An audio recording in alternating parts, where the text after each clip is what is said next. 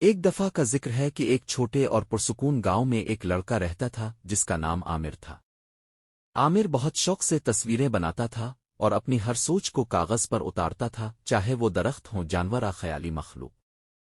ایک دن اسکول کی لائبریری میں عامر کو ایک پرانی گرد میں لپٹی ہوئی ڈبیا ملی۔ اس کے اندر ایک سادہ سی لکڑی کی پنسل تھی جو بظاہر عام لگ رہی تھی، مگر عامر کو محسوس ہوا کہ یہ پنسل کچھ خاص ہے۔ عامر بے تابی سے گھر پہنچا تاکہ اپنی نئی پنسل کا استعمال کرے۔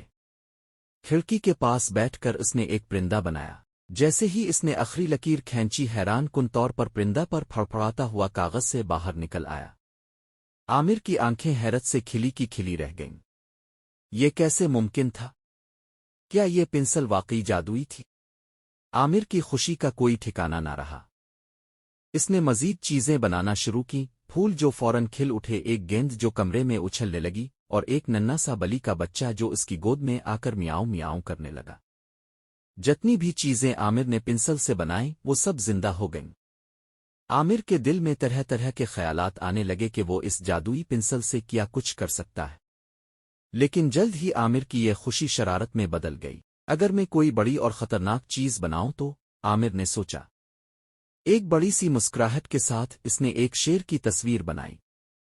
لیکن جیسے ہی شیر تصویر سے باہر آیا، وہ زور سے دھاڑا اور فرنیچر کو گرانے لگا۔ عامر خوف زدہ ہو گیا، مگر اب کچھ نہیں ہو سکتا تھا۔ شیر گاؤں میں بھاگ گیا اور ہر طرف تباہی مچانے لگا۔ عامر نے فوراً شیر کو روکنے کی کوشش کی۔ اس نے پنجروں، دیواروں اور رکاوٹوں کی تصویریں بنائیں، مگر شیر بہت تیز تھا۔ آخر کار عامر نے ایک بڑی لذیذ بوٹی بنائی جسے دیکھتے ہی شیر رک گیا۔ موقع غنیمت جان کر عامر نے جادوئی پنسل اٹھائی اور ایک دروازہ بنایا۔